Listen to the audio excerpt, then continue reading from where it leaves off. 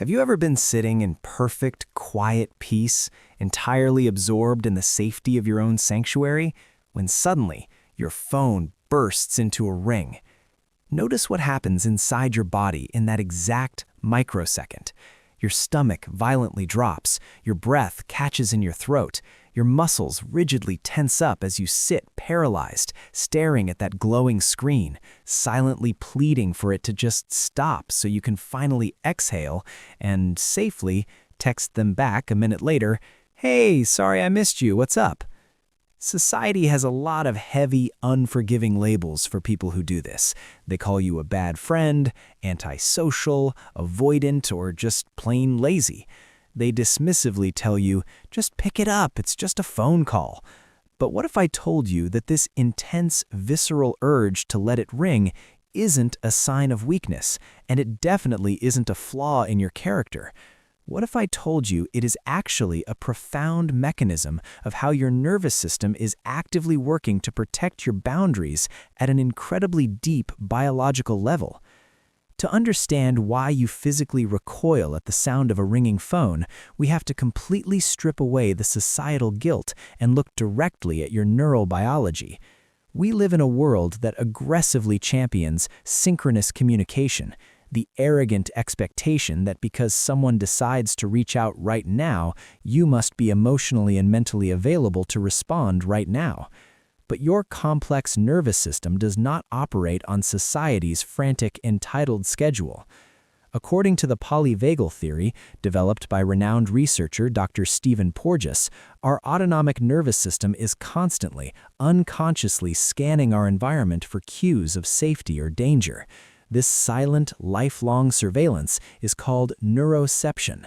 For individuals with highly attuned cognitive processing, an unexpected phone call is never just a friendly invitation to chat. It is neurologically processed as an auditory ambush. When that sudden ringtone forcefully pierces the silence of your sanctuary, it aggressively yanks you out of your current mental state. Researchers studying cognitive load have demonstrated that these abrupt interruptions disrupt your brain's default mode network, the sacred internal space where you process your deepest thoughts and preserve your energy. Your brain, designed by millions of years to keep you safe, registers this uncontrollable intrusion as a literal threat. It immediately triggers your sympathetic nervous system. That dropping sensation in your stomach? That sudden inability to breathe deeply? That is not social anxiety. That is a biological fight or flight response. Adrenaline is flooding your bloodstream, preparing you to defend yourself against an invisible demand that just breached your borders. You are not being cowardly when you watch the screen go dark until the ringing stops. You are experiencing a profound biological adaptation. Your nervous system is brilliantly throwing up a barricade, temporarily freezing the interaction until it has secured enough mental resources to engage safely on your own terms. Layer 1. The loss of editorial control. Let us begin with the most common scenario. You stare at the phone while it rings, completely paralyzed, waiting for it to go to voicemail. Then, seconds later, you comfortably type out, "Hey, what's up?"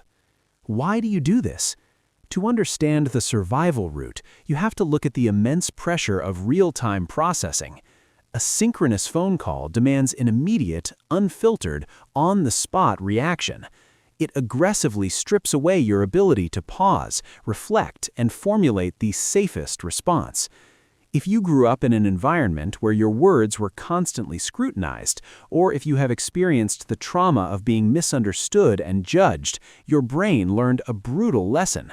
Spontaneity is dangerous. Because of this, you underwent a profound identity shift. You are no longer just someone who prefers typing. You have internalized the identity of the meticulous editor. Texting is your psychological sanctuary because it provides a buffer zone. It grants you the absolute power to curate your tone, delete a sentence that sounds too vulnerable, and perfectly manage how the world perceives you. You refuse to answer the phone because you refuse to surrender your armor in a world that feels inherently critical. Layer 2. Auditory ambush and the violation of boundaries. Have you ever felt a sudden, inexplicable flash of sheer anger when someone calls you without texting first? You don't just feel anxious, you feel deeply violated. The survival root of this anger is grounded in how you process sensory information. A ringing phone does not politely knock on the door of your consciousness, it kicks the door down. It is an arrogant demand that insists you must immediately drop whatever emotional state or deep focus you are currently in to tend to someone else's needs. For a highly sensitive nervous system, this auditory ambush is a literal trespass on your cognitive territory. Over time, this intense need for spatial and emotional safety forced an identity shift. You have transformed unreachability into your ultimate fortress. You are not ghosting or ignoring people out of malice. You have constructed a defensive identity where silence is your sovereign right. By keeping your phone on silent and ignoring the call, you are actively reclaiming your autonomy. It is your silent rebellion against a hyper-connected society, a way of firmly stating, my time, my energy, and my peace belong to me, and you must ask for permission before you enter. Layer 3. Anticipatory anxiety and the emergency illusion. Finally, let us look at the darkest layer of this fear. For many of you, the moment the phone vibrates, your very first thought is not, "Oh, a friend wants to chat." Your brain immediately violently spirals into, who died? What went wrong? What crisis do I have to fix now? This survival route is deeply anchored in an overactive negativity bias. If your past is marked by chaotic environments, unstable relationships, or sudden traumatic events, your nervous system has been fundamentally rewired to associate sudden interruptions with impending catastrophe. Your brain has learned that unexpected news is rarely good news. Therefore, the ringtone acts as an emergency siren, triggering a flood of cortisol before you even see the caller ID. The identity shift here is heartbreaking, but entirely logical. You have become the vigilant survivor.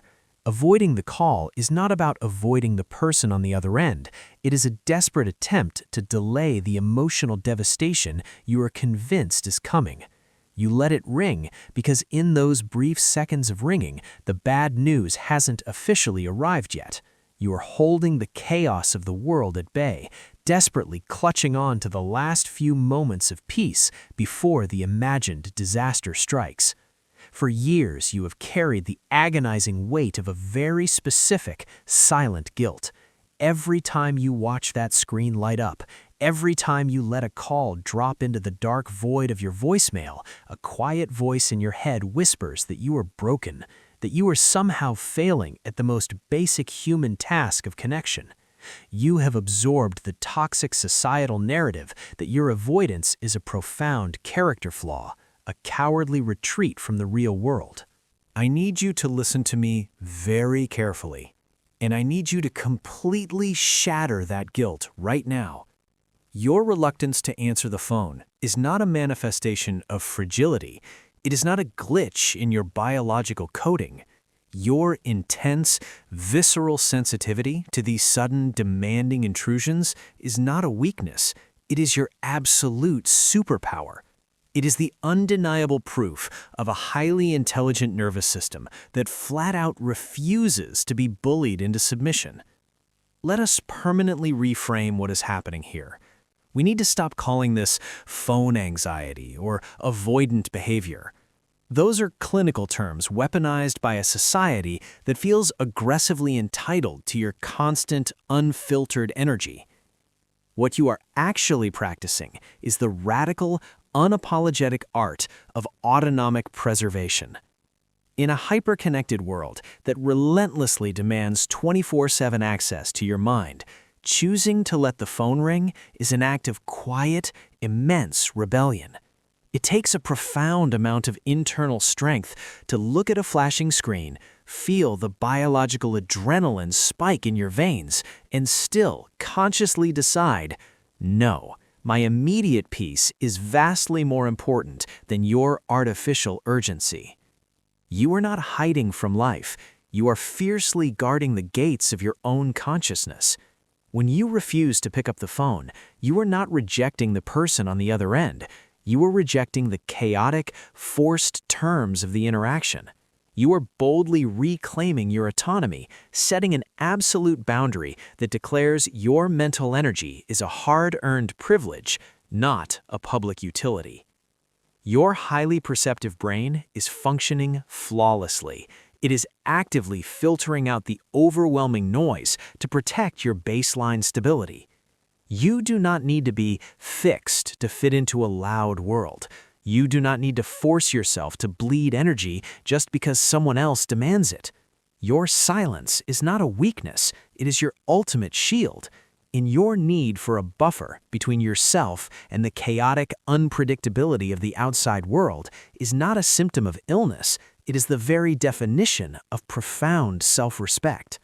So, the next time that screen suddenly lights up and you feel that familiar rush of adrenaline, I want you to take a deep breath and remember this fundamental truth.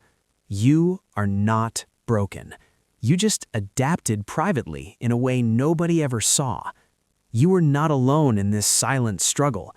You belong to a quiet tribe of highly perceptive individuals, a community of people who share the exact same depth of sensitivity and understand that inner peace is something that must be fiercely protected. If this video finally gave a voice to what you have been experiencing your entire life, please drop a comment below. Have you always felt like you were wired differently? Or have you ever stared at a ringing phone until it stopped just to text them right after? Tell me your story, because I read every single one. But remember, this intense need to protect your boundaries and control your environment does not just stop at avoiding phone calls. If you find yourself constantly replaying these silent interactions in your head, overanalyzing every single detail long after the moment has passed, your brain is doing something even more fascinating. Click the video on your screen right now to uncover the hidden survival psychology behind why you overthink everything and how to turn it into your greatest asset. I will see you over there.